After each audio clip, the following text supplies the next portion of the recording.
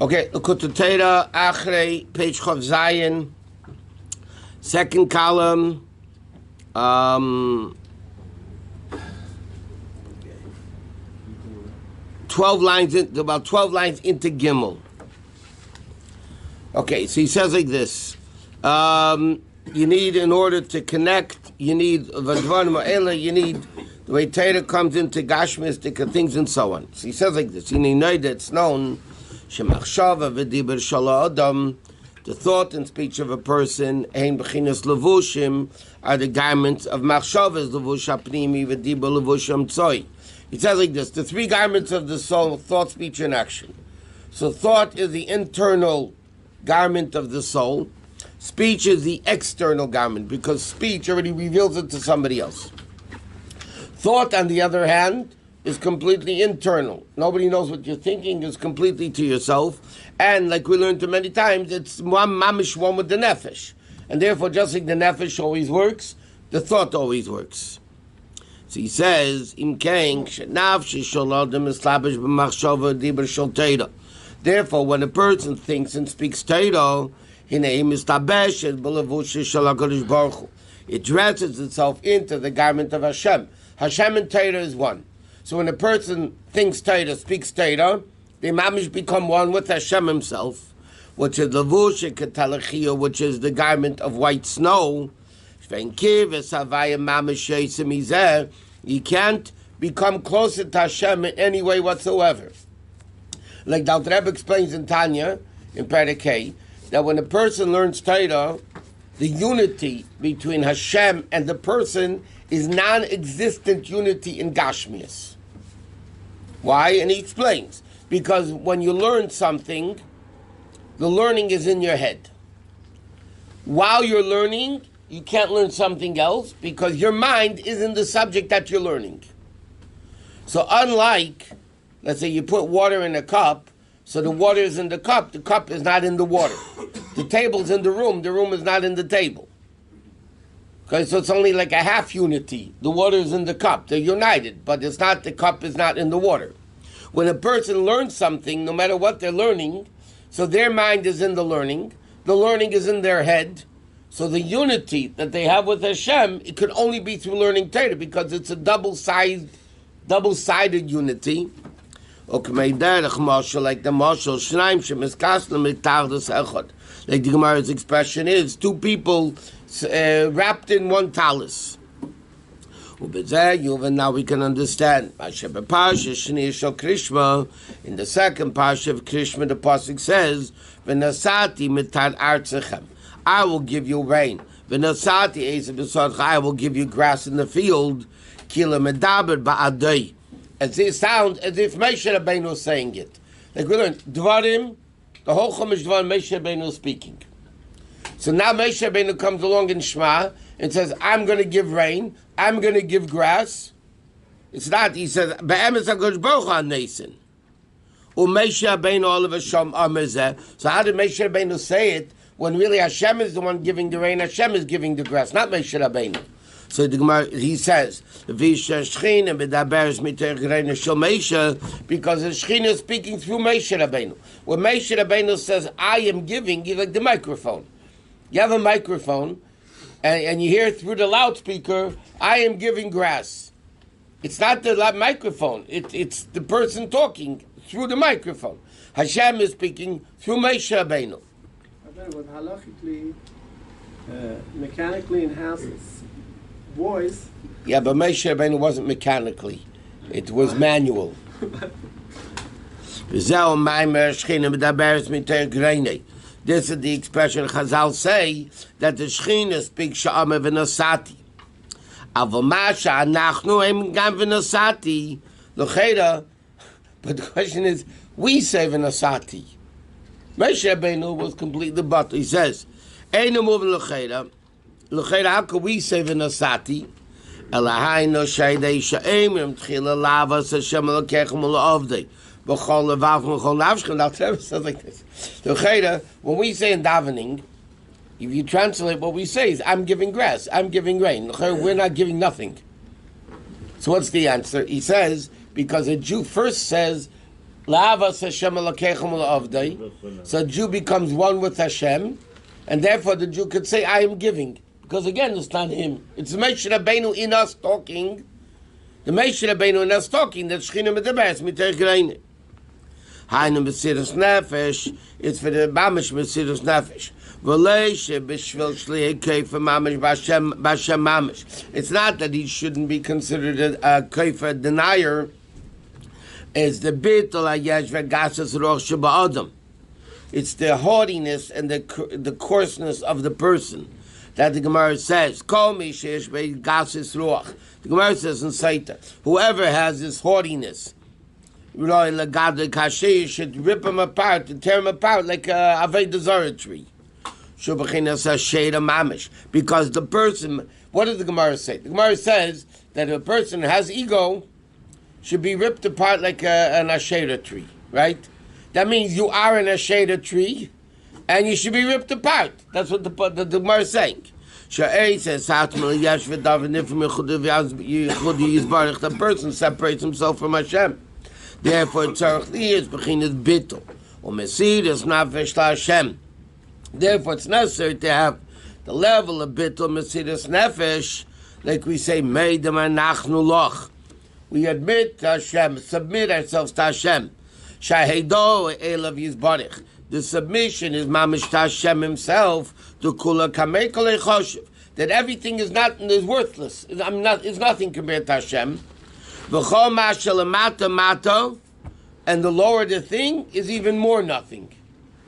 The lower the thing, the more nothing it is. Not like we see. By us, the lower the thing, the more it appears to be something. But the reality is, the more yesh it is, the more nothing it is. Not like we say, Shabriya yesh miyayim. That Briya is something from nothing, and therefore, the more something it is, the more it is. So therefore, what happens? Through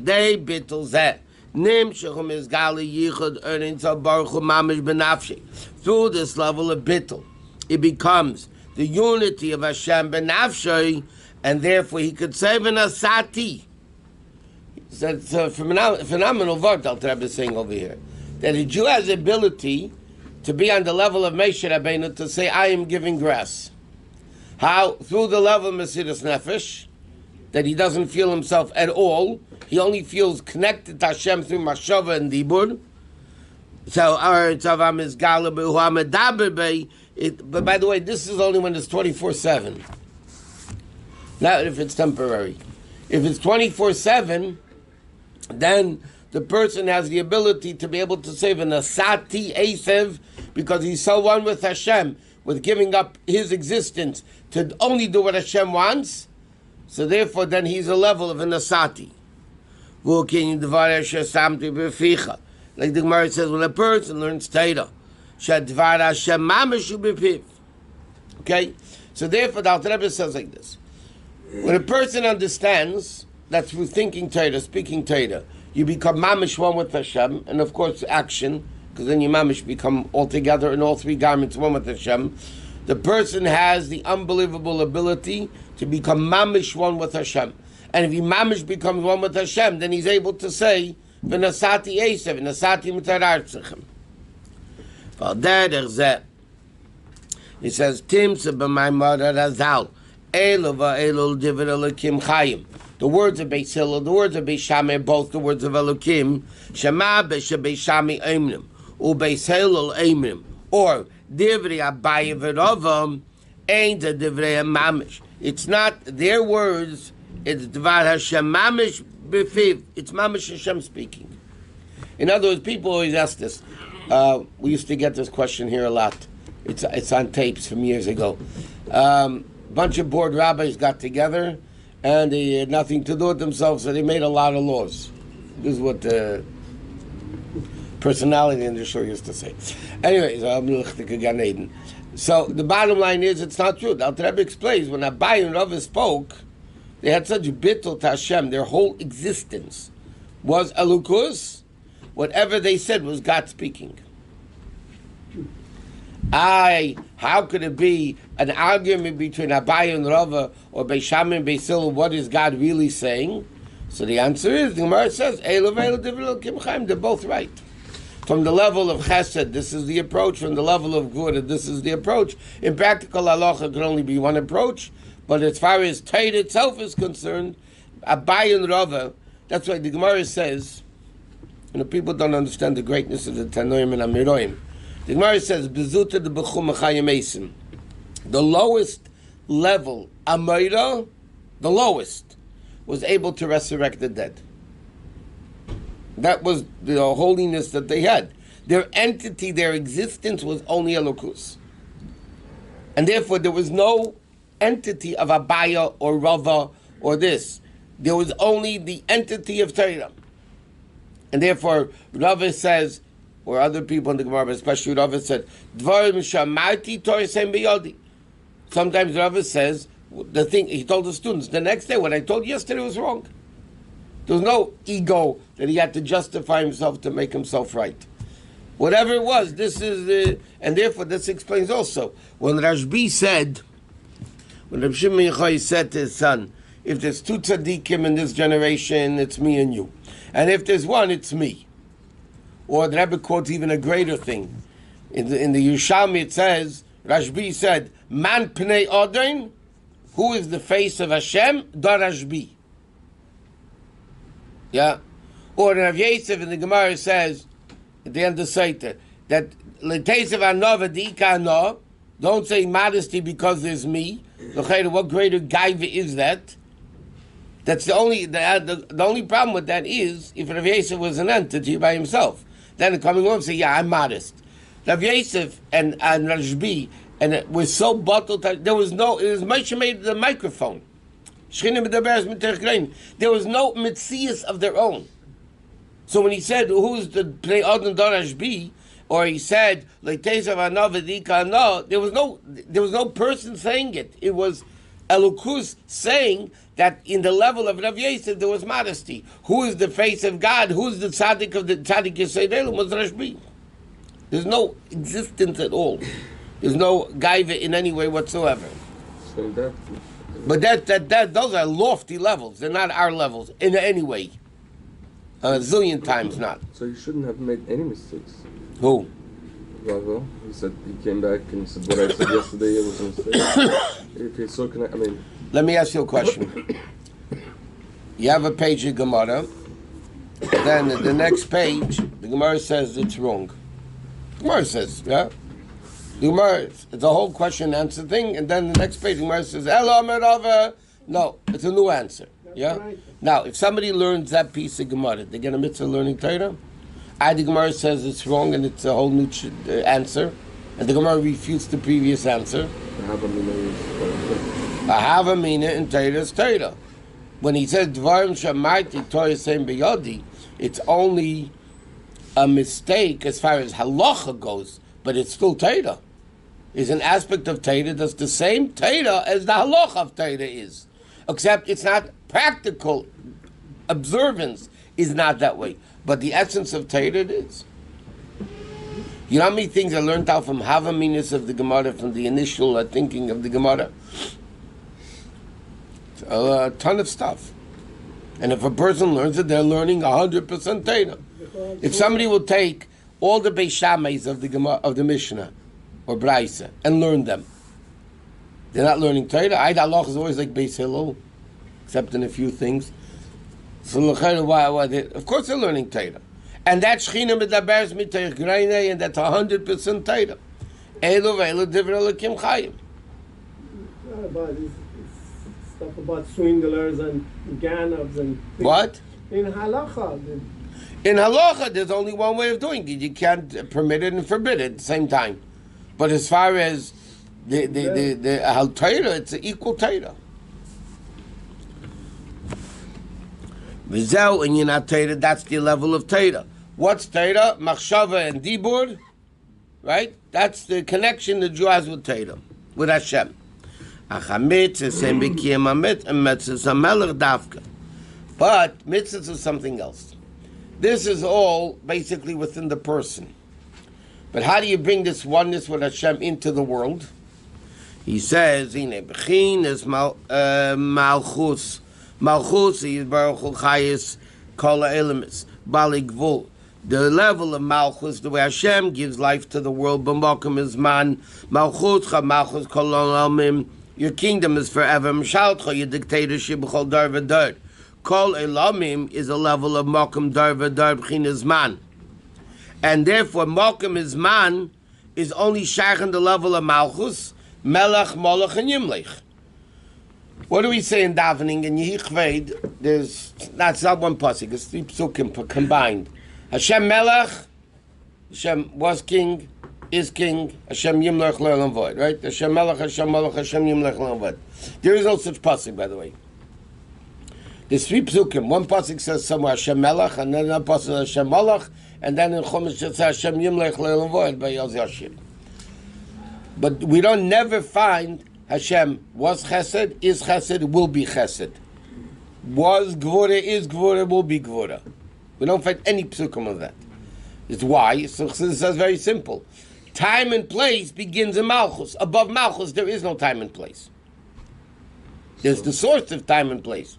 But time and place only begin in Malchus. Why? Because Malchus is the speech that created time and place, that created the world. The world is time and place. What does that have to do with Malchus? Because Malchus is the level that created the world. Malchus is Dibur. So therefore in Chumash it can't all be at the same time? What can be I it? don't understand why. Because world is defined by time and place. Right. Time and place means past, present, and future. Right. That only exists in the level of Malchus, which created the world. Higher than Malchus doesn't create the world. And that's why it can't all be in one pasuk? Is that what you were saying? No, that's why you don't have Bechlal ever in any psukim. Hashem was Chesed, is Chesed, will be Chesed. Was Gvura, is Gvura, will be Gvura. Only by Malchus do you have that. Melech, Melech, and Yimlech. Why is it that order? Was, What? I mean, is, was. No, Melech was king, is king. No, Melech is king. No, Hashem Melech. was king. Melech is king. Look, Oh, really? it goes in order. Hashem Melech is was? Yeah. Was king, is. Look in the English. Okay. There are other dimensions besides time and place, but without time and place, they're not. What do you mean dimensions? The spiritual dimensions. Chesed is higher than Gvura. Okay, so in the spiritual language, Chesed is before Gvura. Correct? But that's not physical dimensions. It says is, was, and will be. Is? Yeah. Yeah, that's the way I always Melech, I mean, Hashem Malach, that's His king was king. Okay. So then it's the same thing, because now we talk about the present first. But the concept of all 3 only exists by Malchus. Because above Malchus there is no physical place and time. There are spiritual dimensions.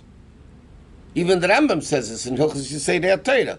When it says Srafim Eimdim Mimaloi, the Srafim are above the Eifanim, it doesn't mean standing on a higher step.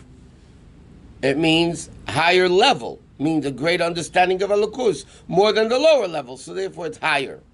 Chesed is a great understanding of Elokus than Gvura, so Gvura is lower than Chesed. in fact, higher than Malchus, you could have all 3 at the same time.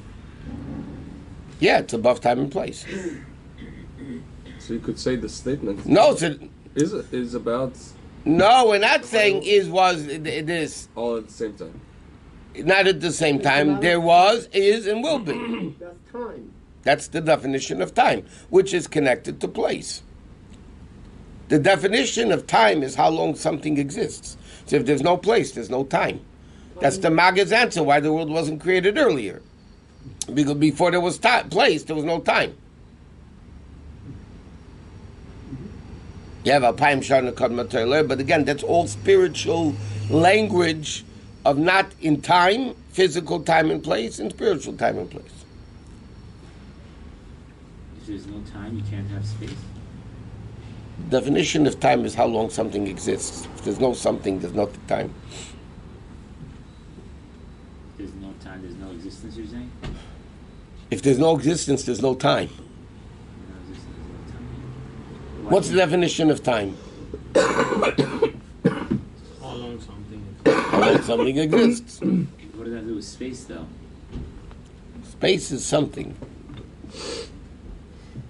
Scientific. How long something exists is a definition of time.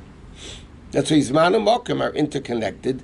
Zman and Mokim are both Mechudashim, as Chassidus uses the expression. They were both created when the world was. Before the world was created, there was no time. So you can't ask why wasn't the world created earlier? Because time didn't exist before earlier. The source of time existed, but not actual time. Scientifically, there are other dimensions, but they're based on Zaman and time. So again, there are no other dimensions. Right. Yeah, there's 100 and something elements, but they're all based on the 4 elements, so therefore there's 4 elements.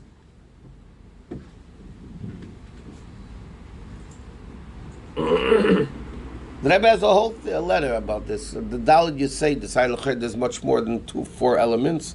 The Rebbe explained each of the others are all based on those 4. So there's another world with another element. You want to know if there's Martians? No, I mean, like there's other worlds in spirituality that has nothing to do with these 4 elements.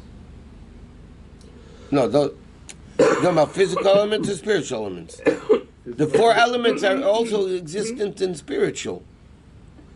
The nefesh u'likis, you have, the spiritual elements and physical elements, emotional elements. How about the air, fire, water? Earth, air, fire, water. How are malachim made? From fire and air. It doesn't mean physical fire, and it doesn't mean physical air. Right? The elements we have today are physical elements. They're created from spiritual elements, fire and air, earth and water. I mean, malachim are fire and air, not earth and water. Earth and water makes it more substantial, more gashmias. Therefore, angels are not gashmias.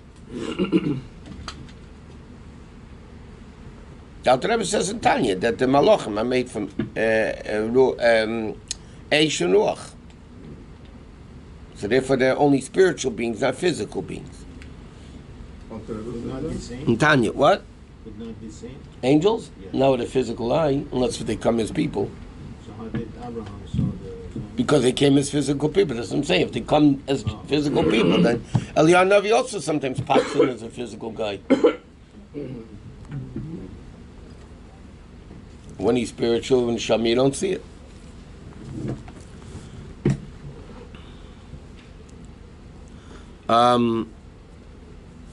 Aval bein 5 lines to the end of the page. Aval bein baruch atzmi. The shayach is man u'mokum klal.